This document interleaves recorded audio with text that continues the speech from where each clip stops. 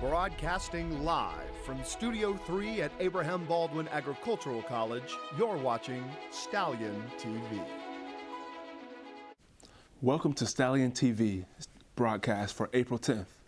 I'm Anthony Lamar. I'm Eileen Bjork, Nova Scotia. Thanks for joining us here at Abraham Baldwin Agricultural College. The ABAC Rodeo was filled with people out in the stands, with multiple performers and a clown to entertain the audience. Preparation for the rodeo starts slow, as people start to come in, take a seat, and get food for the rodeo. Bullfighter Ben West has a very important job, but first has to put on makeup in order to entertain the audience. As the crowd grows, so does the anticipation of the performers as they warm up. During the rodeo, a horse ran out of control. After that, the audience looked and wondered who would pull off a win in this year's rodeo. Ambassadors raised the most money for their club, and their excitement showed. Make sure you tune in to the next ABAC Rodeo. Look for signs posted around campus, and don't forget your cowboy hats and boots.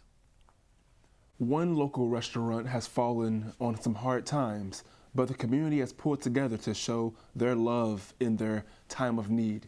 Stallion TV's Hunter Holton is here with more information. This was the scene of the fire that occurred at Ed's Truck Stop in Poland, Georgia, during lunch service on March 24th.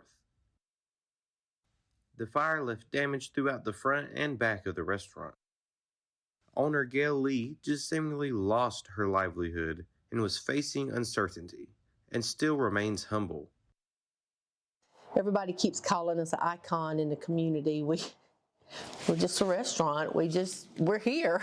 We've always been here, but still it'd be Ed's Truck Stop because we are family around here. Then the support of the community was not just in thoughtful comments and posts, but many donated to a GoFundMe page to support the restaurant in its time of need. The goal was $10,000, and the community exceeded that and collected a total of $12,700. You know, it's just amazing how the community comes together. Other communities, they don't do that. Our community does that. We are a small community, but we have a big heart. While an opening date is still to be determined, plans for a full remodel are underway. For Stallion TV, I'm Hunter Holton. A Facebook page titled Ed's Truck Stop Fire Update has been made for any further announcements about the fire and the renovations to come. Storms are coming up this week as the weather continues to be bipolar. Stallion TV's Jalen Edmondson is here with the weather with this week. Thank you, Eileen. We have a couple storms coming up this week. For Wednesday, we have a high of 82 and a low of 67. That night, we're expecting a possible thunderstorms with heavy rain. And results of that, a flood warning is issued for tonight. For Thursday, we have a high of 78 and a low of 54. We're still under a flood watch with severe thunderstorms. Transitioning to Friday, we have a sunny day compared to 2 previous days with a high of 73 and a low of 50. Saturday, we have another sunny day outside with a high of 77 and a low of 54. On Sunday, we have a high of 81 and a low of 57. So be prepared for the upcoming weather and keep your rain boots and umbrellas on deck. Back to you, Eileen. Thank you, Jalen. I'll make sure that I dress for the upcoming weather while I plan out my upcoming week. Monday marks a special occasion at ABAC. The Campus Activity Board curated an event for people to come watch the solar eclipse. Stallion TV's Eileen Bjork, Nova Scotia, attends the scoop. On Monday, students got together in the meadows to do a bit of stargazing with added protection at the most important star to Earth, with our moon meeting it in the middle.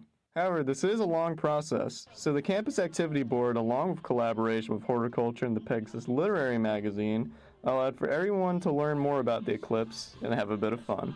We talked to attendant Stella Huntflet on how her experience was. I think it was pretty cool. Solar eclipses don't happen that often, especially totality ones. So even though we didn't get the ring totality, seeing the crescent totality was still really cool. One highlight comes from Stallion TV's Hunter Holton, aka DJ Sunshine, who hooked everyone up with the proper music to kill the time. Not only that, but it also attracted a wide crowd for karaoke. Is this the real life? Is this just fantasy?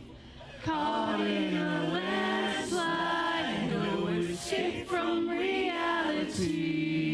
There are equally entertaining side attractions like viewing the eclipse through a telescope, learning about special reactions plants bear during the eclipse, and Dr. Lane teaching everyone about the many different ways to see the eclipse.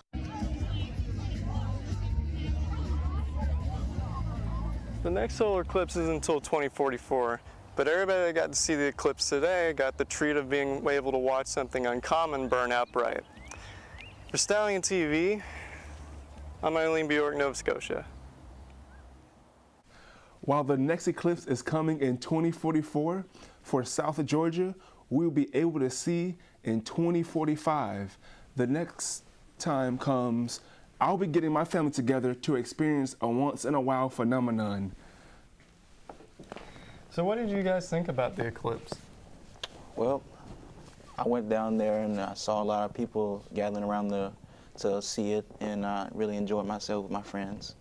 Once in a lifetime thing. You know, I heard that they actually ran out of glasses, but the cool part about it was the many ways that you could actually see the eclipse, like with the colander and with the reflection of light on the sidewalk too.